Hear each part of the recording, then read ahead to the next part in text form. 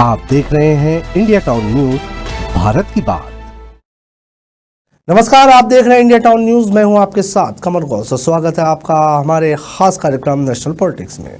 आइए आज के इस सेगमेंट में बात करते हैं केंद्रीय मंत्री अमित शाह के अहमदाबाद दौरे की।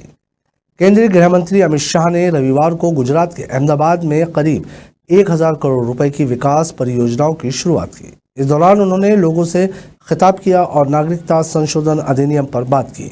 उन्होंने कहा कि मैं अपने मुस्लिम भाइयों और बहनों को ये साफ करना चाहता हूं कि CAA नागरिकता देने के लिए है, ना कि नागरिकता छीनने के लिए। क्योंकि ये CAA सिर्फ देश के लाखों लोगों को, देश में बस रहे लाखों लोगों को नागरिकता देने का कार्यक्रम नहीं।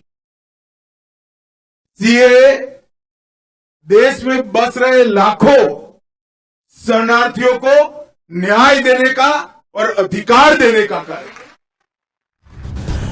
आपको बता दें कि रविवार को अहमदाबाद में CAA के तहत नागरिकता प्रमाण पत्र वितरण कार्यक्रम में केंद्रीय गृह मंत्री अमित शाह ने कहा कि CAA सिर्फ लोगों को नागरिकता देने के लिए नहीं है, ये लाखों लोगों को न्याय और अधिकार देने के लिए भी है।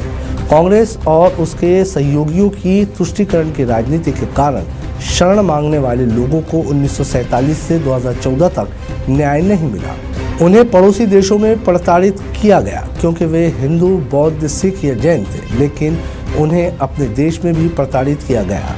साथ ही उन्होंने विपक्षी गठबंधन पर निशाना साधते हुए कहा कि इंडिया अलायंस की तुष्टीकरण की राजनीति ने उन्हें न्याय नहीं दिलाया, बल्कि PM मोदी ने उन्हें न्याय दिया।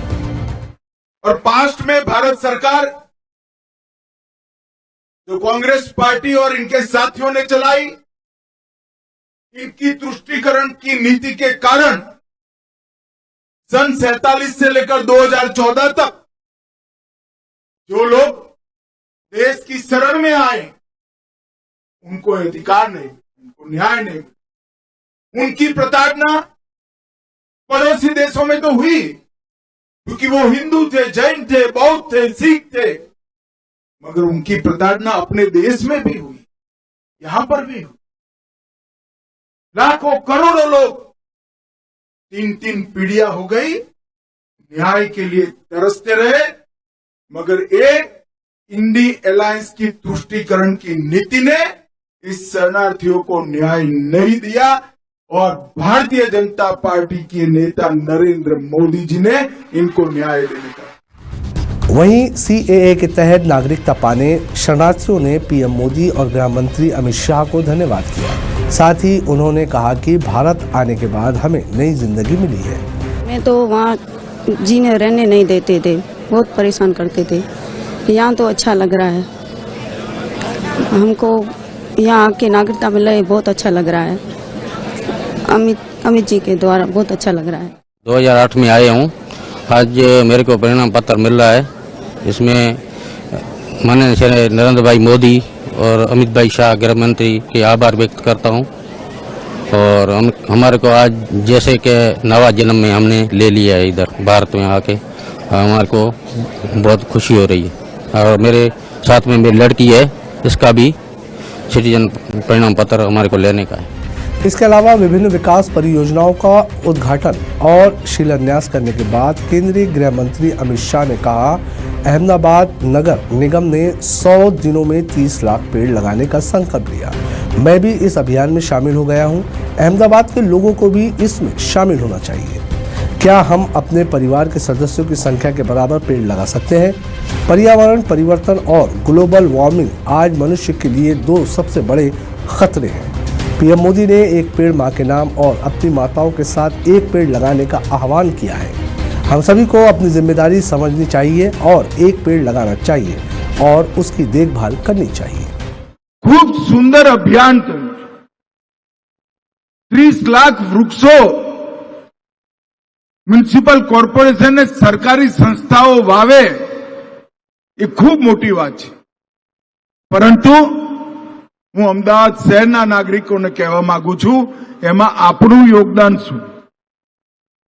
આપણે આપણા પરિવારના સદસ્યો જેટલા વૃક્ષો આપણી સોસાયટીમાં, આપણી નજીકની પડતર જમીનમાં, આપણા બાળકની સ્કૂલમાં ક્યાંય ને ક્યાંય વાવી શકીએ? આપણે જેટલો કાર્બન ડાયોક્સાઇડ ઉત્પન્ન કરતા હોઈએ, ચાહે વાહનથી, ચાહે શરીરથી, ચાહે એસી ચલાવી, ચાહે લાઇટ વાપરીને, એ બધો કાર્બન ડાયોક્સાઇડ આપણા જીવનમાં એની બાદબાકી કરી ઓક્સિજન વધારવાનું કામ દરેક નાગરિકે પોતાના જીવનનો લક્ષ્ય રાખવું જોઈએ મિત્રો। वहीं सीएए के जरिए शरणार्थियों को नागरिकता देते हुए अमित शाह ने कांग्रेस पर निशाना साधते हुए कहा कि विपक्ष ने घुसपैठियों को घुसने दिया, उन्हें गैर कानूनी तरीके से नागरिक बनाया, लेकिन जिन लोगों ने कानून का पालन किया उन्हें नागरिकता नहीं दी। उन्होंने आगे कहा कि पिछली सरकारों की तुष्टीकरण की राजनीति की वजह से भारत में शरण लेने वालों को उनके अधिकारों और न्याय से वंचित किया गया। आज के इस खास सेगमेंट में फिलहाल इतना ही। मुझे दीजिए इजाजत। नमस्कार। आप देख रहे हैं इंडिया टाउन न्यूज, भारत की बात।